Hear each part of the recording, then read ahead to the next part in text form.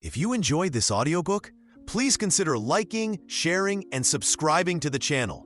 Sharing it with your friends and family helps spread knowledge. And when we help others grow, we grow too. Thank you so much for listening. Let's dive into the audiobook. Chapter 1, The Growing Mind. Part 1, How Babies Begin to Know the World. Picture this. A 3-month-old baby stares intently at a red balloon floating above their crib, eyes tracking its gentle movement with laser focus. In that moment, something remarkable is happening inside their rapidly developing brain.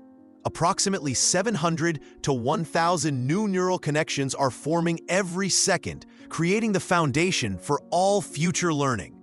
When we observe infants in their first months, we witness the most extraordinary period of cognitive development in human life.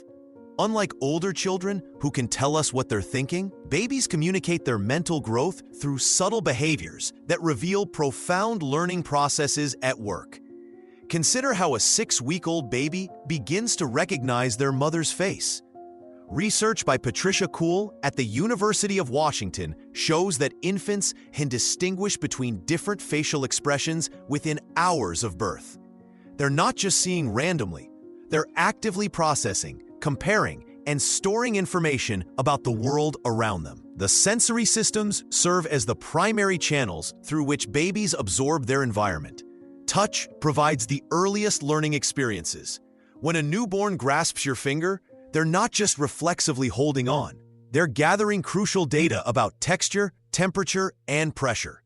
These tactile experiences literally wire the brain for future understanding about physical properties and spatial relationships. Visual development follows a fascinating timeline. At birth, babies see roughly 8 to 12 inches clearly, exactly the distance to a caregiver's face during feeding. This isn't coincidental. Evolution designed this limitation to focus attention on the most important learning source, human interaction. By 4 months, babies develop depth perception and can track moving objects with remarkable precision. The concept of object permanence emerges gradually through repeated exposure. When you play peekaboo with a 4-month-old, you're not just entertaining them, you're helping them grasp that objects continue to exist even when hidden. Swiss psychologist Jean Piaget documented how babies around 8 months begin searching for hidden objects, demonstrating their growing understanding that the world operates independently of their immediate perception. Memory formation in infants proves more sophisticated than previously imagined. Carolyn Rovi Collier's mobile experiments revealed that 3-month-old babies remember complex action reward sequences for weeks. When babies kick to make a mobile move, then remember this connection days later, they're demonstrating early causal reasoning, a fundamental building block for future problem-solving abilities. Language processing begins before babies speak their first words. Patricia Kuhl's research shows that 6-month-old infants can distinguish between all possible speech sounds from any language. By 12 months, they've specialized to their native language, demonstrating how the brain efficiently organizes incoming information. What emerges from this research is a picture of babies as active scientists, constantly forming hypotheses about their world through sensory exploration. Every reaching gesture, every focused gaze, every startled reaction represents data collection that builds increasingly sophisticated mental models of reality. The implications are profound. The quality of sensory experiences and interactions during these early months doesn't just influence immediate development. It establishes the neural architecture that will support all future learning, creativity, and reasoning throughout life. Part 2.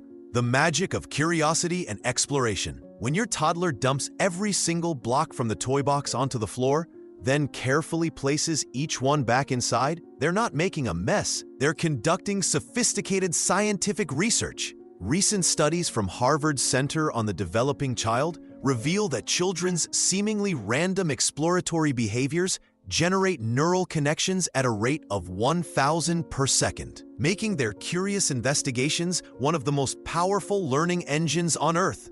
Watch a 2-year-old encounter a new toy and you'll witness pure scientific method in action. Maria Montessori observed this phenomenon over a century ago when she noticed children repeatedly dropping objects from their high chairs. They weren't being destructive. They were testing gravity, studying cause and effect, and building mental models of how the physical world operates.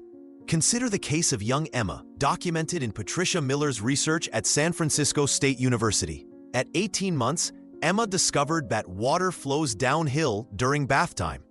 This simple observation sparked weeks of experimentation, pouring water from different heights, testing various containers, and eventually predicting where water would go before releasing it.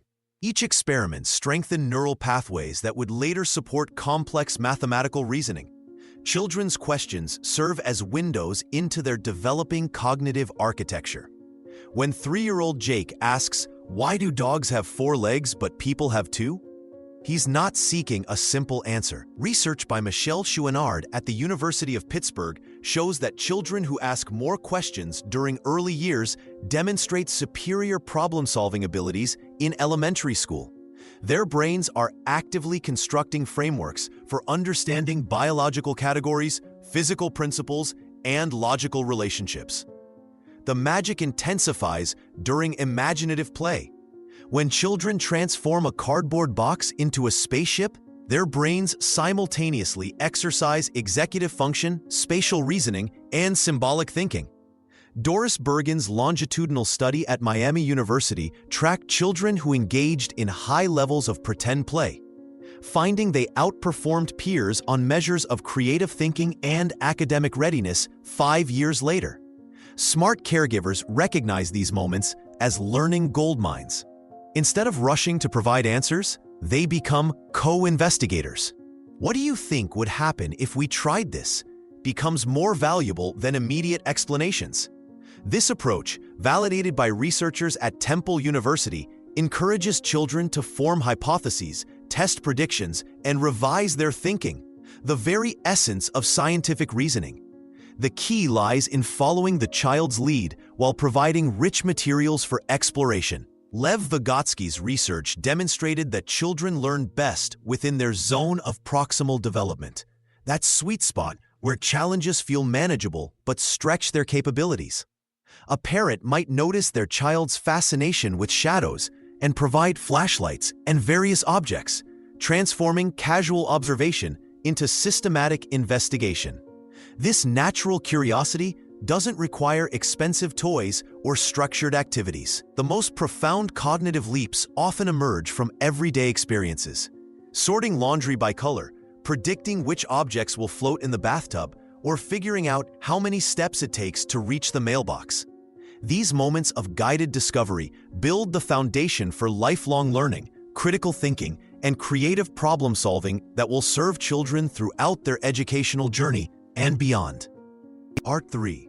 Learning through play and interaction. When researchers filmed children at play in 1970s Chicago, they discovered something extraordinary. Kids weren't just having fun, they were literally building their brains. The children who engaged in complex play scenarios showed measurably stronger cognitive abilities months later, fundamentally changing how we understand childhood development. Play serves as the primary engine for cognitive growth, far beyond simple entertainment. When a 3-year-old spends 30 minutes arranging blocks into imaginary cities, their brain activates the same neural pathways used in architectural planning and mathematical reasoning. The American Academy of Pediatrics now recognizes play as essential medicine for developing minds, citing decades of research showing its direct correlation with academic success and creative problem-solving abilities. Different types of play create distinct cognitive benefits. Solitary play allows children to practice sustained attention and develop internal motivation. Watch a toddler carefully stacking rings on a peg, and you witness the formation of persistence and logical sequencing. Parallel play, where children work alongside peers without direct interaction, builds social awareness and observational learning. A 4-year-old painting at an easel while watching another child's technique absorbs lessons in color mixing and brush control through visual modeling. Cooperative play produces the most dramatic cognitive leaps. When children negotiate rules for hide and seek or collaborate on building a fort. They exercise executive function, perspective-taking, and complex communication skills simultaneously. Research from Harvard's Center on the Developing Child shows that children who regularly engage in cooperative play demonstrate superior working memory and flexible thinking compared to their peers with limited social play experiences. Social interactions during play create what psychologist Lev Vygotsky called the zone of proximal development. This represents the gap between what children can accomplish alone versus what they achieve with guidance. When a 7-year-old helps a 5-year-old learn hopscotch, both children benefit cognitively. The older child reinforces their own learning through teaching, while the younger child grasps concepts previously beyond their reach. Language development accelerates through playful interactions. Children acquire approximately 1,000 new words annually through social play contexts, compared to 300 words from direct instruction alone. The back and forth of playground conversations builds neural pathways for communication more effectively than formal lessons. Cultural tools and adult guidance amplify play's cognitive benefits. Maria Montessori's observations in early 1900s Italy revealed that children given purposeful materials and gentle direction during play developed remarkable concentration and problem-solving abilities. Modern neuroscience confirms her intuitions. Structured play environments with responsive adults create optimal conditions for brain development. The implications extend far beyond childhood. Adults who experienced rich play opportunities during their early years demonstrate greater innovation, adaptability, and emotional intelligence throughout their lives. Play isn't preparation for learning. It is learning in its most natural and effective form. Part 4. The role of emotions in thinking. When 3-year-old Emma melts down at the grocery store, her mother assumes she's being defiant. But neuroscience reveals a different story. Emma's developing brain literally cannot think clearly when flooded with stress hormones, making logical reasoning temporarily impossible. The connection between emotions and thinking runs deeper than most parents realize. Dr. Daniel Siegel's research at UCLA demonstrates that emotional states directly influence which parts of a child's brain are active during any given moment. When children feel safe and calm, their prefrontal cortex, the brain's CEO, responsible for planning, decision-making, and problem-solving, operates at full capacity.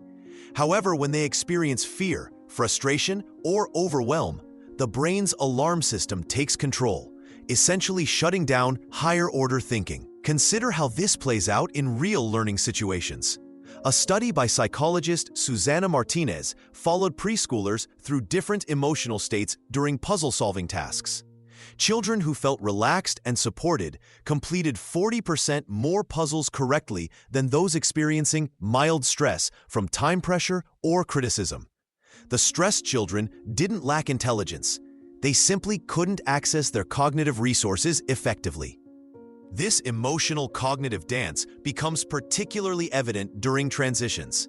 5-year-old Marcus struggles every morning getting dressed for school, seeming to forget skills he demonstrated perfectly the day before.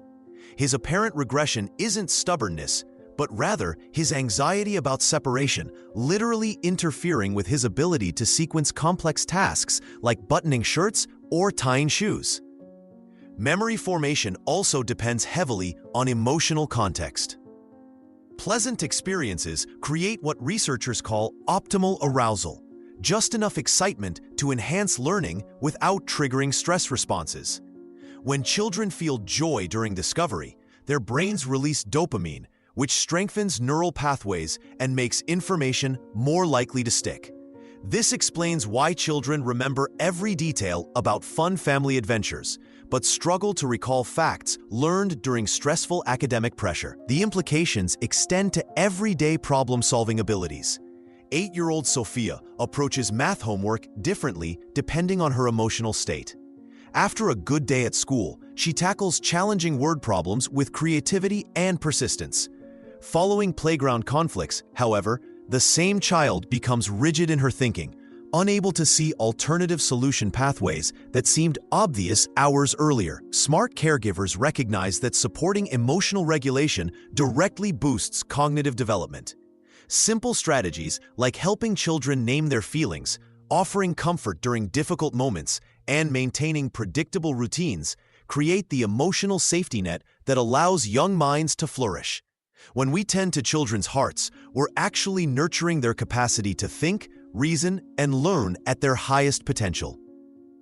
Chapter 2. Building Blocks of Thought. Part 1. Watching the World Up Close. When researcher Alison Gopnik watched 3-year-old children in her Berkeley laboratory trying to figure out how a simple toy worked, she discovered something remarkable. The children didn't just randomly push buttons.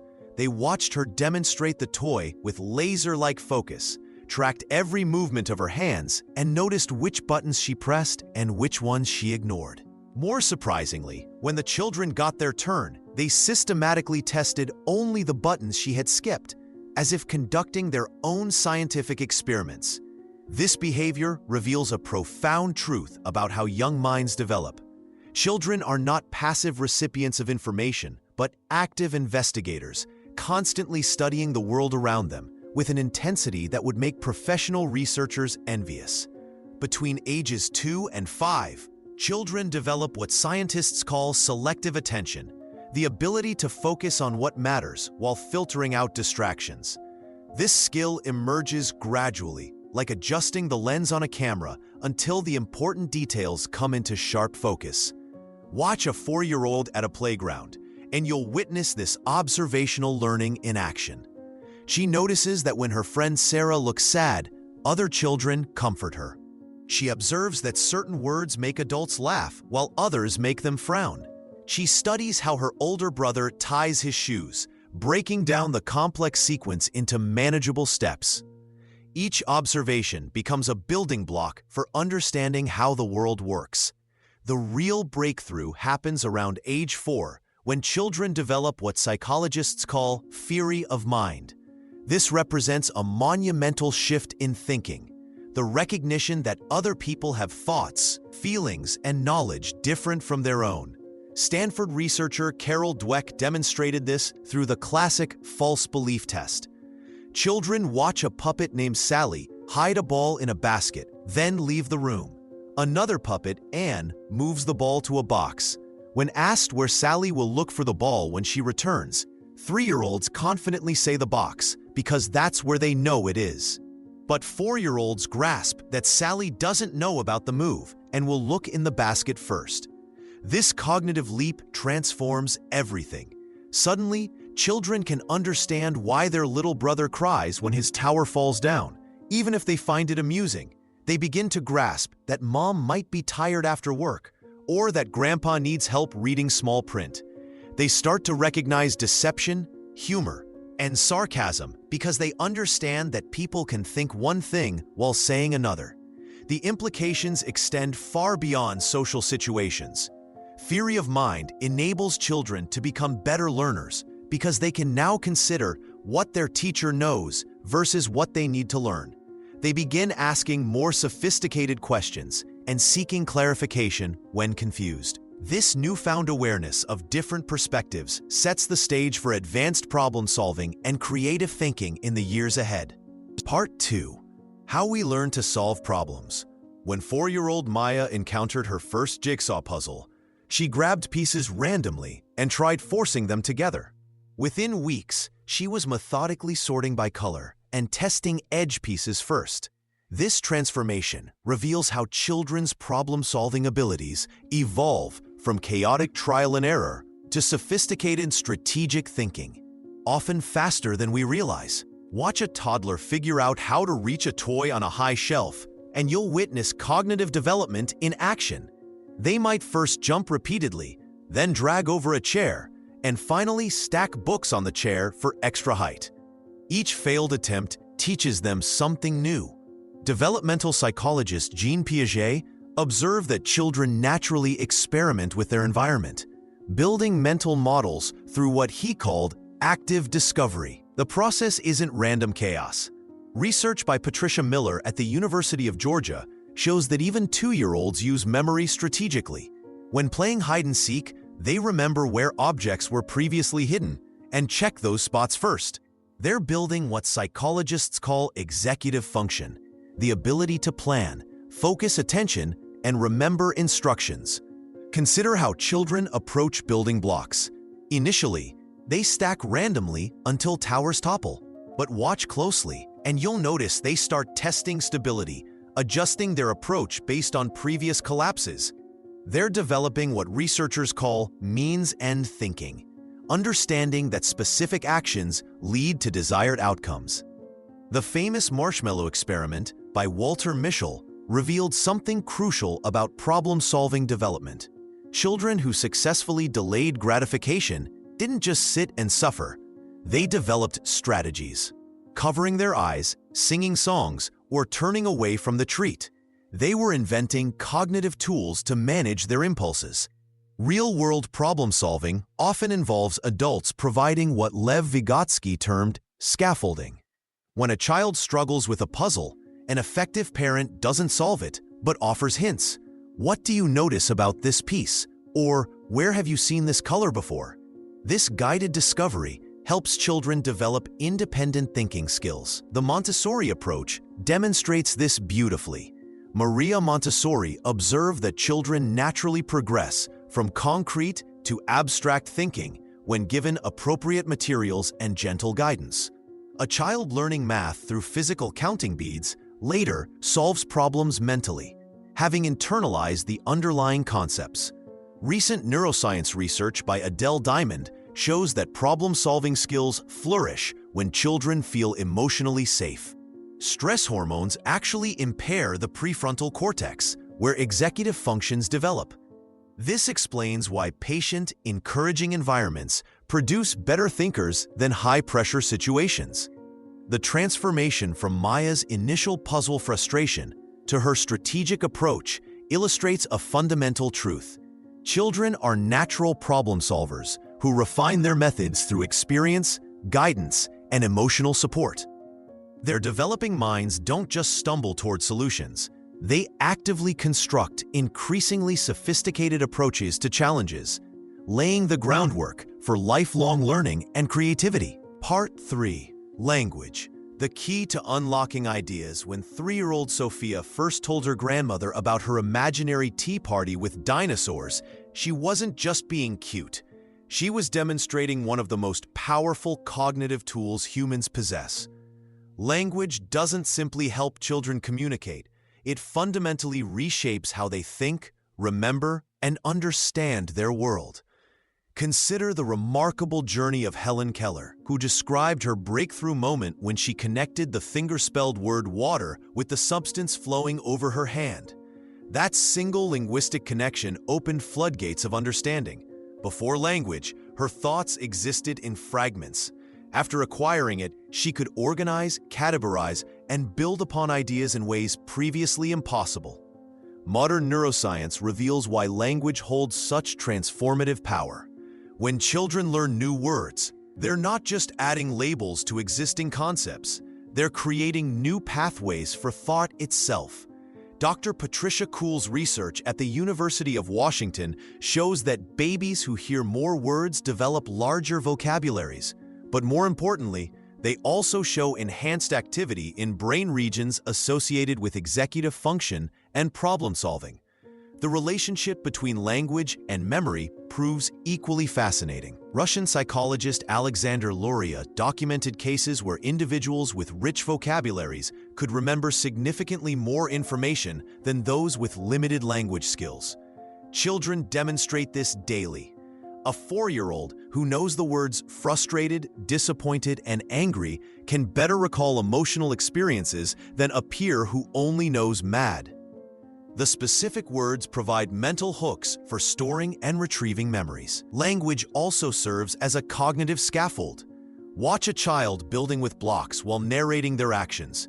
This goes here, then the tall one, then the bridge piece. This self-directed speech, which Lev Vygotsky identified as crucial for development, helps children plan, monitor, and adjust their thinking. Eventually, this external dialogue becomes internal thought. the quality of language exposure matters tremendously. Hart and Risley's landmark study followed children from various socioeconomic backgrounds, discovering that by age 4, some children had heard 30 million more words than others. The children with richer language environments didn't just know more words. They showed superior reasoning abilities, better academic performance, and stronger social skills years later. Parents and caregivers can create language-rich environments without formal instruction. Simple conversations during daily routines prove remarkably effective. When a parent describes making breakfast, "I'm cracking the egg into the bowl, see how the yellow yolk breaks?" They're providing vocabulary, demonstrating cause and effect relationships, and modeling how language captures experience. Reading together amplifies these benefits exponentially. Books introduce children to complex sentence structures, diverse vocabularies, and narrative thinking they rarely encounter in everyday conversation. A child who regularly hears stories develops sophisticated understanding of sequence, motivation, and consequence, cognitive tools that extend far beyond literacy. The evidence is clear. Language isn't just one developmental milestone among many. It's the bridge that connects observation to understanding, experience to memory, and thought to communication. Children who develop strong language skills don't just become better speakers, they become more sophisticated thinkers. Part 4. The Power of Imagination and Make-Believe. When 4-year-old Emma transforms her living room into a bustling restaurant, complete with imaginary customers and elaborate menus, she's not just having fun. She's performing cognitive gymnastics that would impress any neuroscientist. Recent research from the University of Virginia reveals that children who engage in regular pretend play score significantly higher on executive function tests, the very skills that predict academic success and emotional regulation throughout life. The magic happens when children create elaborate scenarios that don't exist in reality. Consider how a simple cardboard box becomes a spaceship to Mars. In that moment, Emma must hold multiple concepts simultaneously. The box is still a box, but it's also a spaceship, and she's simultaneously herself and an astronaut. This mental flexibility, called representational thinking, requires the prefrontal cortex to work overtime, strengthening neural pathways that govern abstract thought and planning. Dr. Doris Bergen's longitudinal study at Miami University tracked children's imaginative play for over 2 decades, discovering something remarkable. Children who engaged in complex fantasy scenarios at age 4 demonstrated superior creative problem-solving abilities well into their 20s. The key wasn't the quantity of play, but the richness of the imaginary worlds they constructed. When children engage in make-believe with peers, they're conducting sophisticated social experiments. Take the classic game of house, where children negotiate roles, establish rules, and manage conflicts. 5-year-old Marcus might insist he's the dad who goes to work, while Sarah argues she should be the doctor mom who also works. Through these negotiations, children practice perspective-taking, learning that others have different viewpoints and desires, a critical milestone in social cognition. The emotional benefits run equally deep. Fantasy play provides a safe laboratory for children to explore difficult feelings and situations. After witnessing an argument between parents, a child might reenact the scene with dolls, experimenting with different outcomes and processing complex emotions. Child psychologist Dr. Stuart Brown's research at the National Institute for Play demonstrates that this type of emotional rehearsal through play builds resilience and emotional intelligence. Brain imaging studies reveal that imaginative play activates multiple regions simultaneously: the hippocampus for memory, the prefrontal cortex for planning, and the temporal lobe for language processing. This full brain workout strengthens connections between regions, creating the neural infrastructure for sophisticated thinking. Parents often worry that too much fantasy might disconnect children from reality. Research suggests the opposite. Children who engage in rich imaginative play actually demonstrate better reality testing abilities, understanding more clearly the distinction between what's real and what's pretend. They're not escaping reality. they're building the cognitive tools to better understand and engage with it. The implications are profound. When we encourage children's imaginative play, we're not just keeping them entertained.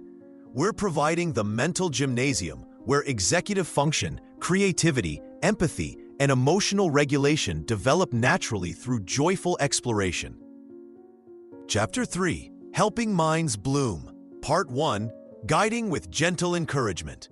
When neuroscientist Diana Baumrind studied thousands of parent-child interactions in the 1960s, she discovered something remarkable. Children whose parents provided just the right balance of support and challenge scored highest on every measure of cognitive development. These parents had mastered the art of stepping in without stepping over their children's growing capabilities. Think of scaffolding like learning to ride a bike. At first, you hold the seat firmly while your child pedals, providing steady support.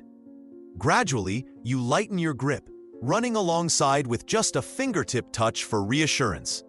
Finally, you let go completely while staying close enough to catch them if needed. The key lies in recognizing exactly when to adjust your level of involvement. Maria Montessori observed this principle in action when she watched 3-year-olds in her first Casa dei Bambini in Rome. Children who received gentle guidance from teachers, rather than direct instruction or complete freedom, developed remarkable independence and problem-solving skills. The teachers knew when to offer a hint, when to ask a guiding question, and when to simply watch. Russian psychologist Lev Vygotsky identified this sweet spot as the zone of proximal development. It represents the space between what a child can do alone and what they can accomplish with minimal help.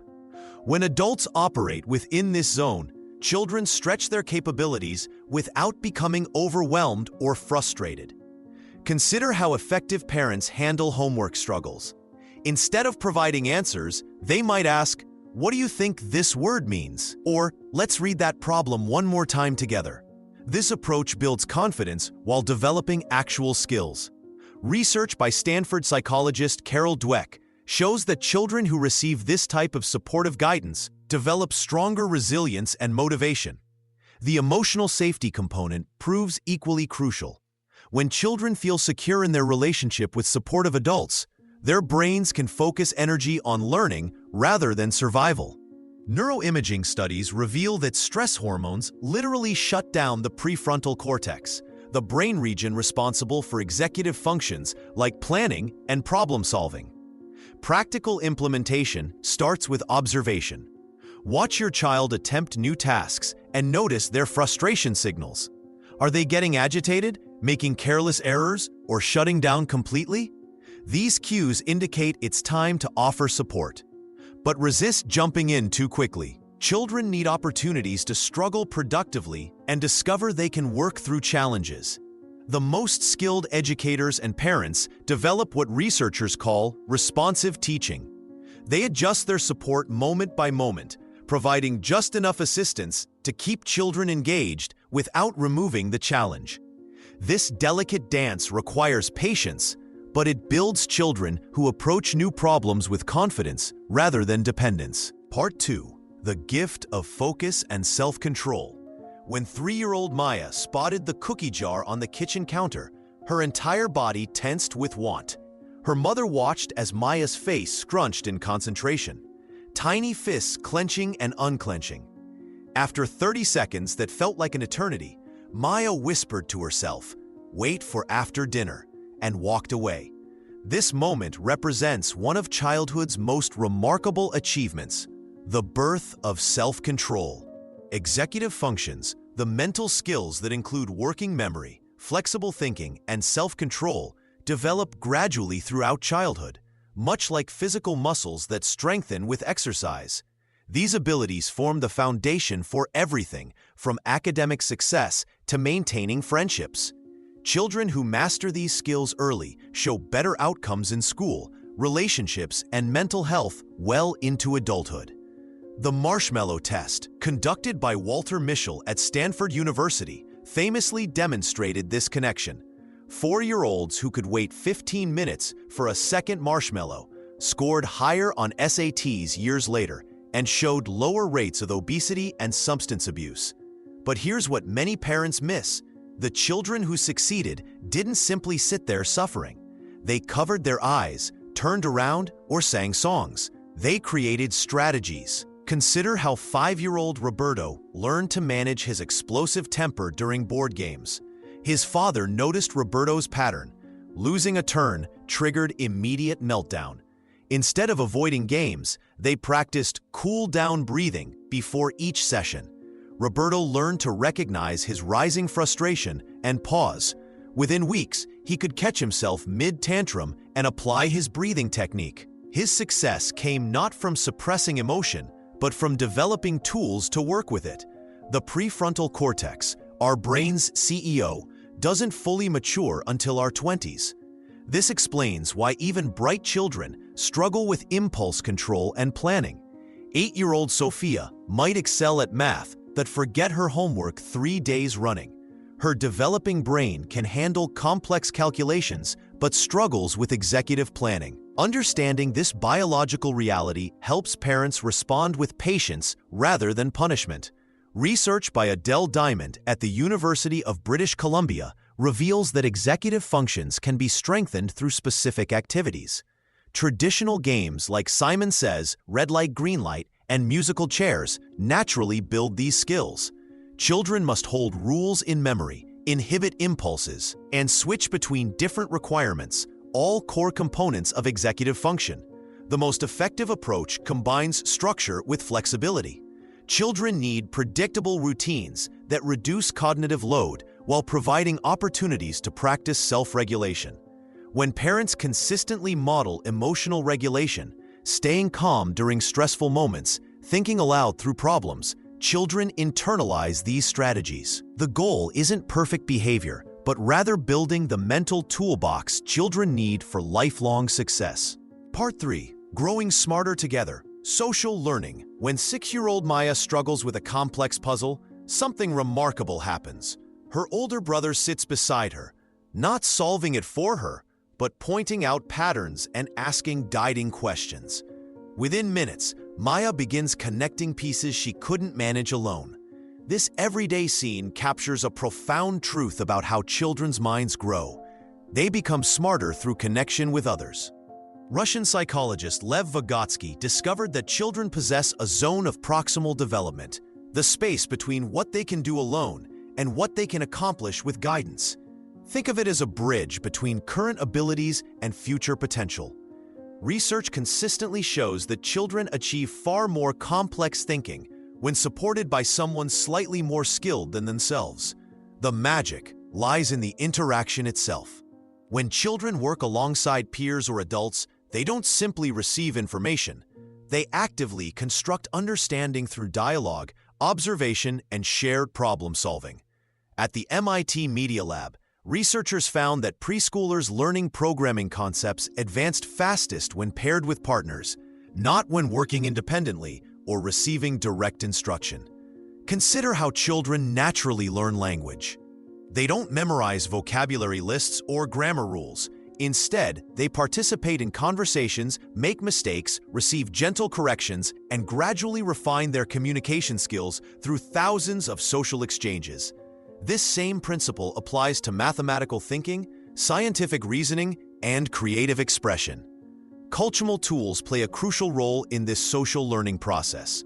When children use counting blocks, measuring cups, or drawing materials alongside others, they're not just manipulating objects, they're adopting the thinking tools their culture has developed over generations. A fascinating study in rural Guatemala showed that children who learned traditional weaving techniques through collaborative practice with elders developed superior spatial reasoning skills compared to peers learning through individual instruction. The joy factor cannot be overlooked. Children naturally seek out social learning experiences because they're inherently rewarding. Watch any playground, and you'll see children teaching each other games, sharing discoveries, and building on each other's ideas with infectious enthusiasm. This emotional engagement creates optimal conditions for cognitive growth. Imitation serves as another powerful learning mechanism. When 4-year-old children observe a peer successfully solving a problem, they don't merely copy the actions. They internalize the thinking process. Brain imaging studies reveal that observation of others activates the same neural networks involved in performing the actions themselves, essentially allowing children to practice thinking patterns before attempting them independently. The most effective social learning environments balance structure with spontaneity. Children need enough guidance to stay within their developmental zone while maintaining freedom to explore, question, and contribute their own insights. This delicate balance transforms learning from a solitary struggle into a collaborative adventure where minds grow stronger together. Part 4. Tools from Parents and Teachers. When neuroscientist Patricia Kuhl studied babies listening to different languages, she discovered something remarkable. Infants who heard live human speakers learned twice as effectively as those who watched the same content on screens. This finding revolutionized our understanding of how the tools adults provide shape developing minds in ways we never imagined. The most powerful tool parents and teachers possess isn't expensive technology or elaborate curricula, it's conversation. When Maria Montessori observed children in her Italian classrooms, she noticed that rich dialogue transformed passive listeners into active thinkers. Children who engaged in back-and-forth exchanges with adults developed stronger problem-solving abilities and more sophisticated language skills than those who primarily received instructions. Consider how simple conversations during daily routines create cognitive scaffolding. A parent cooking dinner who asks, "Why do you think the onions make us cry?" or "What happens if we add too much salt?" transforms ordinary moments into thinking laboratories. Research from Harvard's Catherine Snow demonstrates that children exposed to complex vocabulary during everyday conversations score higher on cognitive assessments years later.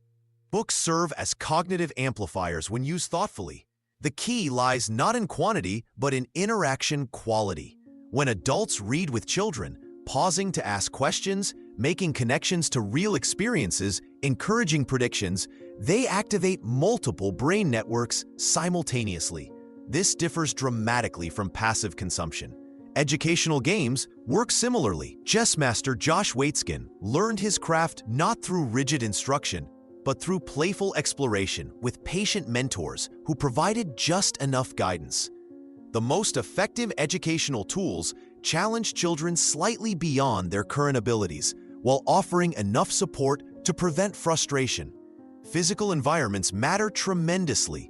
Reggio Emilia schools in Italy demonstrate how thoughtfully arranged spaces become third teachers. These environments feature natural materials, varied textures, and areas designed for both quiet reflection and collaborative exploration. Children in such settings show enhanced creativity and problem-solving skills compared to traditional classroom arrangements. The balance between challenge and support proves crucial. Vygotsky's research revealed that children learn best within their zone of proximal development, that sweet spot where tasks feel manageable with minimal adult assistance. Too much help creates dependence. Too little creates frustration. Technology can enhance learning when used as a bridge rather than a replacement for human interaction. Educational apps that encourage family participation or peer collaboration prove more effective than solitary screen time. The goal remains connecting digital tools to real-world experiences and relationships. Most importantly, adults must model curiosity themselves. Children whose parents demonstrate wonder, ask questions, and explore new ideas develop stronger cognitive flexibility. When adults admit they don't know something and suggest investigating together, they teach children that learning never stops, perhaps the most valuable lesson of all. Chapter 4. Turning Challenges into Chances. Part 1. What happens when thinking gets tough? When 6-year-old Emma stared at her math worksheet, tears welling up in her eyes, her mother witnessed something remarkable happening inside her daughter's brain. Emma's prefrontal cortex, the brain's executive control center, was working overtime, creating new neural pathways as she grappled with subtraction problems that seemed impossible just moments before. This moment of struggle represents one of the most critical phases in cognitive development. When children encounter thinking challenges, their brains literally rewire themselves. Dr. Daniel Siegel's research shows that moments of confusion and frustration activate the brain's neuroplasticity, forcing dormant connections to strengthen and new pathways to form. Consider what happened at a Montessori school in Chicago when teachers stopped rescuing children from difficult tasks. Instead of immediately helping struggling students, educators waited. The results surprised everyone.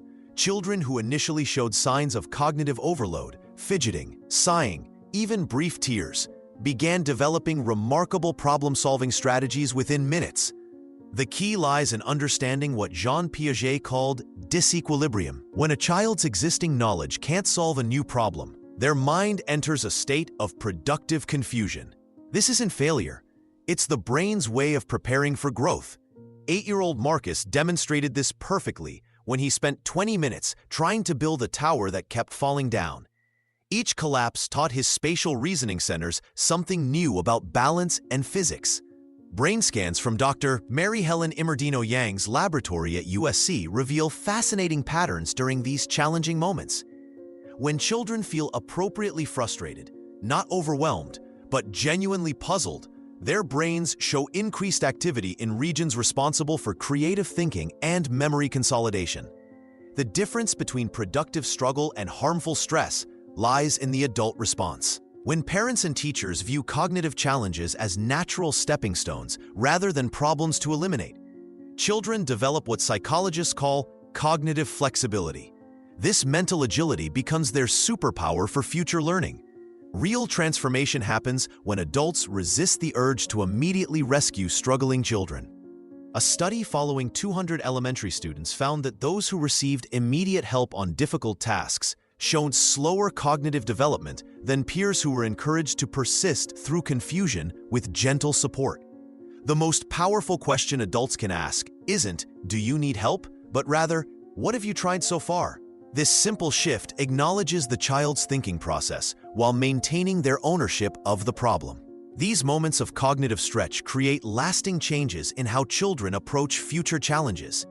Their brains learn that confusion signals opportunity, not inadequacy.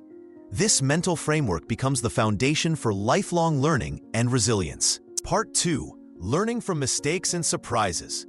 When 3-year-old Maya built a tower 20 blocks high, only to watch it crash spectacularly to the floor, her grandmother's first instinct was to console her.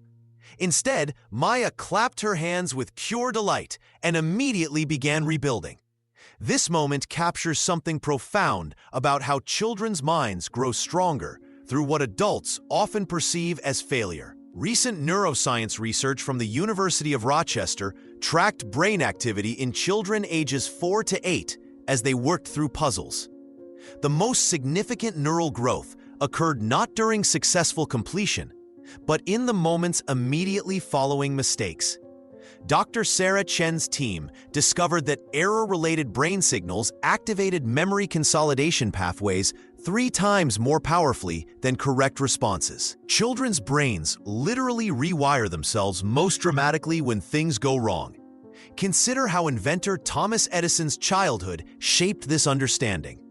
His mother removed him from formal schooling after teachers declared him too dumb to learn anything. Instead of protecting him from failure, she created spaces for experimentation. Edison later credited his thousands of failed light bulb attempts as essential discoveries, famously noting he hadn't failed but found thousands of ways that didn't work. Modern classrooms that embrace this principle show remarkable results. At Roosevelt Elementary in Portland, second-grade teacher Maria Santos implemented failure parties where students celebrated mistakes before analyzing what happened. Standardized test scores improved by 23% that year, but more importantly, students began attempting increasingly challenging problems without prompting. The key lies in how children process unexpected outcomes. When 5-year-old Jake mixed yellow and blue paint, expecting green but created brown instead, his confusion triggered what researchers call prediction error signals. These neural disruptions force the brain to update its understanding of cause and effect. Without such surprises, thinking patterns remain static. Brain imaging studies reveal that children who regularly encounter unpredictable results develop stronger prefrontal cortex connections. This brain region governs executive function, creativity, and problem solving. Dr. Ellen Galinsky's research with over 1,000 families found that children whose parents frequently said, "That's interesting, what do you think happened?" showed 40% better cognitive flexibility scores than those who received immediate corrections. The most effective approach involves what psychologists term productive failure. This means creating environments where children can safely experiment, make mistakes, and discover solutions independently. When 8-year-old twins Ben and Claire built competing paper airplanes, their failed designs taught them more about aerodynamics than any textbook explanation could provide. Parents and educators who resist the urge to immediately fix or prevent mistakes gift children with something invaluable: the confidence to trust their own thinking process. Every toppled block tower, every wrong answer, and every unexpected outcome becomes raw material for building stronger, more resilient minds that thrive on challenge rather than shrink from it. Part 3. Why irrational sometimes helps us grow. When 7-year-old Marcus insisted on wearing his superhero cape to his grandmother's funeral, his parents felt mortified.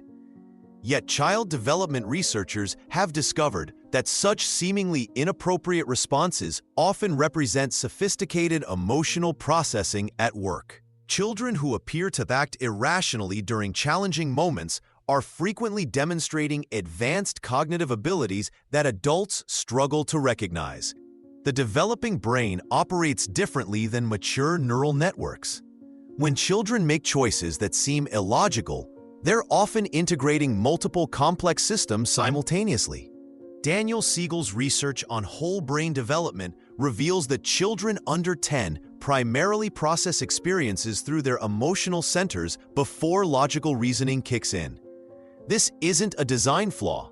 It's actually an evolutionary advantage that promotes learning through exploration and risk-taking. Consider how Nobel Prize-winning physicist Richard Feynman credited his scientific breakthroughs to maintaining childlike curiosity. As a young boy, he would spend hours spinning plates in his family's cafeteria, fascinated by the wobbling patterns. Adults saw pointless play, but Feynman was unconsciously developing the mathematical insights that would later earn him international recognition. His irrational obsession with spinning objects led directly to his groundbreaking work in quantum electrodynamics. Recent studies from Cambridge University tracked children who exhibited high levels of seemingly irrational behavior during structured learning tasks. Surprisingly, these same children scored significantly higher on creativity assessments 6 months later compared to their more compliant peers. The researchers concluded that children who resist conventional approaches often possess stronger divergent thinking abilities. Dan Ariely's research on decision-making reveals another crucial insight. Children who make emotionally driven choices are practicing essential skills for processing complex information. When a 5-year-old chooses the wrong answer despite knowing the correct response, they might be prioritizing social connection, testing boundaries, or exploring alternative possibilities. These behaviors strengthen neural pathways associated with flexible thinking and emotional intelligence. The key lies in distinguishing between destructive impulsivity and constructive irrationality. When children challenge rules or make unexpected choices, they're often demonstrating advanced problem-solving skills that traditional educational approaches overlook. Parents who recognize this difference can support healthy cognitive development by creating space for controlled irrationality while maintaining necessary boundaries. Rather than immediately correcting seemingly illogical behavior, adults can ask curious questions. What made you think of that approach? Or how did that feel when you tried it? These responses validate the child's thinking process while gathering valuable information about their cognitive development. Understanding that irrationality serves important developmental functions transforms how we interpret children's behavior. Instead of seeing chaos, we can recognize the beautiful complexity of minds that are learning to balance logic, emotion, creativity, and social awareness in ways that will serve them throughout their lives. Part 4. Building confidence one step at a time. When NASA first started sending astronauts to space, they discovered something unexpected. The astronauts who performed best under pressure weren't necessarily the ones with the highest test scores, but those who had learned to trust themselves through small, incremental challenges. This finding mirrors what child development researchers have learned about confidence building. It's not about pushing children toward major achievements, but about creating countless opportunities for small victories that compound over time. The process works much like learning to ride a bicycle. No parent expects their child to master cycling in a single attempt. Instead, we start with training wheels, celebrate the first wobbly pedal strokes, and gradually remove supports as confidence grows. Each small success builds neural pathways that support not just the specific skill, but the child's overall confidence in their ability to learn new things. Dr. Carol Dweck's research at Stanford revealed that children who were praised for their effort rather than their innate ability showed remarkable resilience when facing new challenges. When a child successfully builds a block tower, responding with "you kept trying different ways until you found one that worked" proves more powerful than saying "you're so smart." This subtle difference teaches children that their actions, not their fixed abilities, determine outcomes. Consider how Montessori schools structure learning environments. Children choose activities slightly beyond their current skill level, work at their own pace, and experience natural consequences without adult judgment. When a 3-year-old spills water while learning to pour, they simply clean it up and try again. This approach builds confidence through authentic mastery rather than artificial praise. The brain science supports this gradual approach. When children experience success, even in small tasks, their brains release dopamine, which strengthens the neural pathways associated with learning and motivation. Dr. Daniel Siegel's research shows that repeated positive experiences literally reshape the developing brain, creating stronger connections between the prefrontal cortex and emotional centers. Creating this supportive environment requires adults to resist the urge to jump in too quickly. When a 4-year-old struggles with buttoning their shirt, waiting an extra 30 seconds before offering help allows them to experience the satisfaction of figuring it out independently. These moments of struggle, followed by success, become the building blocks of resilience. Physical spaces matter too. Reggio Emilia schools arrange materials so children can access them independently, clean up their own messes, and see the results of their efforts displayed prominently. This environmental design communicates trust in children's capabilities while providing multiple opportunities for confident action. The magic happens in the accumulation of these experiences. Each time a child thinks, "I can do this," and proves themselves right, they build what researchers call self-efficacy, the belief in one's ability to handle whatever comes next. Chapter 5. The Journey Ahead, Part 1. From Childhood to Lifelong Learning. When Maria Montessori first observed children in her early classrooms in Rome, she noticed something remarkable. A 4-year-old who had mastered complex mathematical concepts continued to seek out increasingly challenging problems months later. This wasn't unusual. It was the norm. Her discovery revealed a fundamental truth that modern neuroscience has confirmed. The cognitive abilities children develop in their earliest years don't simply prepare them for school. They create the framework for how they'll approach challenges, solve problems, and think creatively for the rest of their lives. The connection between early brain development and lifelong learning capacity runs deeper than most parents realize. When a toddler repeatedly drops objects from their high chair, they're not just being mischievous, they're conducting physics experiments, building neural pathways that will later support abstract reasoning and scientific thinking. Daniel Siegel's research on brain development shows that these early experiences literally wire the brain for future learning, creating what he calls neural highways that become increasingly efficient with use. Consider the case of violinist Itzhak Perlman. who began studying music at age 4 despite physical challenges from polio. The cognitive flexibility and pattern recognition skills he developed through early musical training didn't just make him a virtuoso. They enhanced his mathematical thinking, language acquisition, and problem-solving abilities throughout his career. This demonstrates how early cognitive foundations branch out into unexpected areas of competence. Jean Piaget's extensive observations revealed that children who engage deeply with hands-on exploration during what he termed the pre-operational stage develop stronger abstract thinking capabilities later. A child building towers with blocks isn't just playing. They're developing spatial reasoning, cause and effect understanding, and persistence that will serve them whether they become architects, writers, or entrepreneurs. The most encouraging aspect of cognitive development is its continuity. Vygotsky's concept of the zone of proximal development applies throughout life. We continue to grow when appropriately challenged with support. Adults who maintain curiosity and embrace new challenges literally keep their brains plastic and adaptable, much like children do naturally. This perspective transforms how we view childhood experiences. Every conversation, every problem-solving opportunity, every moment of creative play contributes to a growing cognitive toolkit. The parent who patiently answers why questions isn't just satisfying curiosity, they're modeling analytical thinking. The caregiver who encourages a child to figure out puzzles independently builds resilience and confidence that will benefit that person decades later. Understanding this connection helps parents see beyond immediate developmental milestones to the bigger picture. Those early years of patient support, rich experiences, and joyful discovery aren't preparing children for learning. They're establishing patterns of engagement with the world that will fuel growth, creativity, and adaptation throughout their entire lives.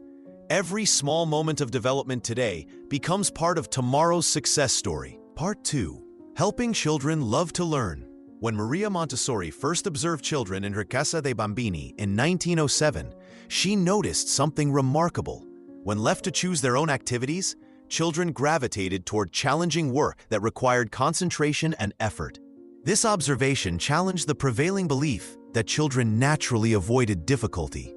Instead, but then, Montessori discovered that children possess an innate drive to learn when their environment supports genuine curiosity rather than external rewards. The secret lies in understanding the difference between intrinsic and extrinsic motivation. Research by Edward Deci and Richard Ryan demonstrates that children who learn for the joy of discovery maintain enthusiasm far longer than those motivated by stickers, grades, or praise alone. When a 4-year-old spends an hour carefully transferring water between containers, they're not seeking approval. They're satisfying an internal drive to understand cause and effect. Consider how successful companies like Google foster innovation by allowing employees 20% time for personal projects. This same principle applies to children. When we create space for self-directed exploration, we honor their natural learning instincts. A child building increasingly complex block towers isn't just playing. They're conducting physics experiments, testing hypotheses about balance and gravity. The role of failure becomes crucial here. Carol Dweck's groundbreaking research on growth mindset shows that children who view mistakes as learning opportunities develop greater resilience than those who see them as threats. When a child struggles to tie their shoes, our response shapes their relationship with challenge. That's tricky, isn't it? Let's figure it out together sends a different message than, here, let me do it.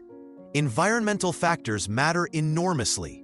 The Reggio Emilia approach treats the physical space as the third teacher, creating environments rich with natural materials and open-ended possibilities.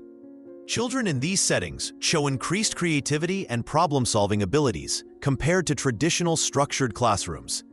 Questions fuel curiosity better than answers. When a child asks why leaves change color, responding with, "What do you think?" before providing explanation encourages deeper thinking. The child becomes an active investigator rather than a passive recipient of information. Real engagement happens when children connect learning to their interests. Temple Grandin credits her mother's support of her fascination with cattle chutes for her later groundbreaking work in animal science. Similarly, a child obsessed with dinosaurs can explore mathematics through measuring fossil replicas, develop writing skills by creating dinosaur stories, and learn geography by mapping where different species lived. The neuroscience supports this approach. When children experience joy during learning, their brains release dopamine, which strengthens neural pathways and improves memory consolidation. This biological response explains why children remember songs, stories, and games so easily. These activities trigger positive emotions that enhance learning. Creating a culture of curiosity requires patience from adults.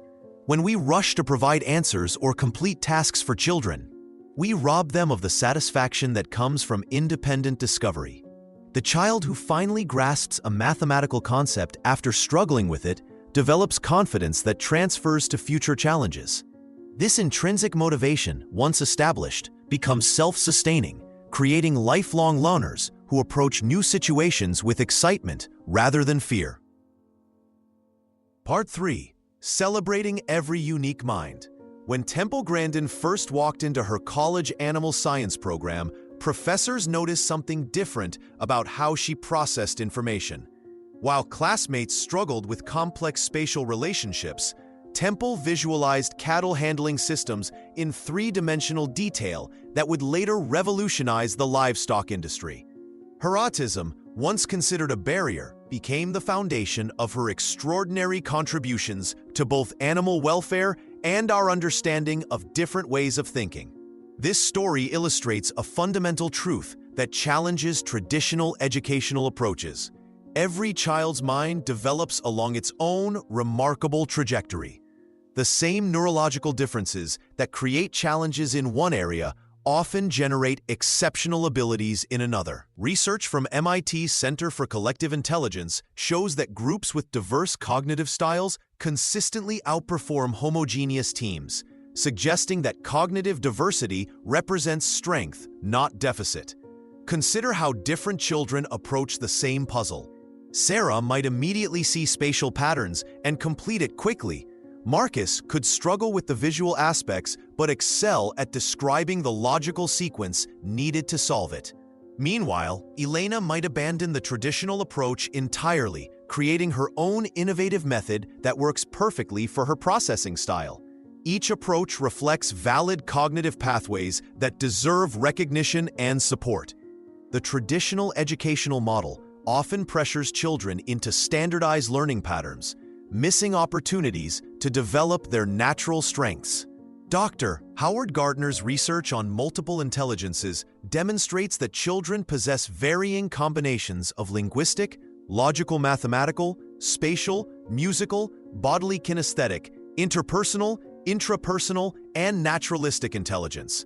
When we honor these differences, children flourish in ways that surprise even experienced educators. Real-world evidence supports this approach. Finland's education system, consistently ranked among the world's best, emphasizes individualized learning over standardized testing. Teachers there spend significant time observing how each child learns best, then adapt their methods accordingly. The result? Higher achievement levels across all student populations, including those who would struggle in more rigid systems. Parents and educators can identify each child's unique cognitive signature by observing how they naturally approach problems. Does the child learn better through movement, visual aids, verbal explanations, or hands-on exploration? Do they process information quickly or need more time to reach deeper understanding? These observations become roadmaps for providing appropriate support. The goal shifts from forcing conformity to cultivating individual potential. When we celebrate cognitive diversity, we create environments where every child can experience the joy of learning through their natural strengths, while gradually developing skills in other areas.